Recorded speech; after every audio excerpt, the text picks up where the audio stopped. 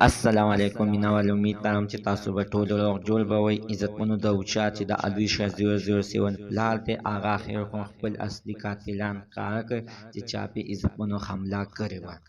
راځئ مینوالو چې څه وایي موږ تاسو سره په دې ویډیو کې دغه ویډیو شریک کوو چې دا اخر ولې وچلو او د باندې اخر ولې ډزې کولې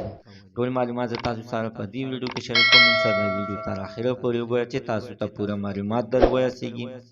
د دې معلومات نه مخکې زه تاسو ته د یادګي نه وکړم تاسو کو چینل زموږ په دې سوپر کلیک چینل کې نوي وئ چینل هم نوي سبسکرایب کړئ مهرباني وکړئ تاسو زموږ د سوپر کلیک چینل د سره سبسکرایب کړئ خوا کې ورسره د ټلۍ نشان وچې ښه یوه نوي معلوماتي ویډیو تاسو ته په اسانۍ باندې در ورسیږي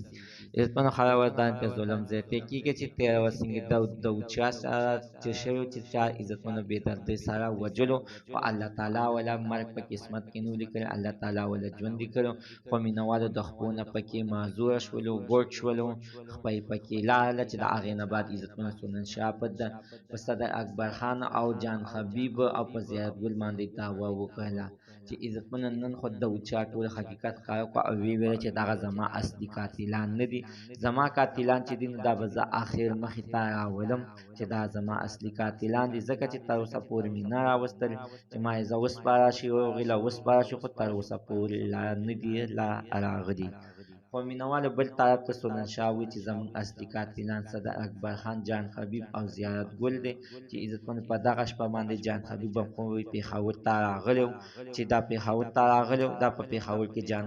د صدر اکبر خان د سره ناست چې په ده باندې ډزې وشولې خو عزتمنو ډېر کسان همدغه تنقید هم لري چې د اوچا په خپو باندې روغ دی شاید نه دی خو مینوالو تر اوسه پورې د دې حقیقت مخې ته لا نه دی راغلی خو ځکه عزتمنو چې په خپو باندې ګوډ ته چې د ده څومره ویډیوګانې راځي په خپو باندې صادر خور دی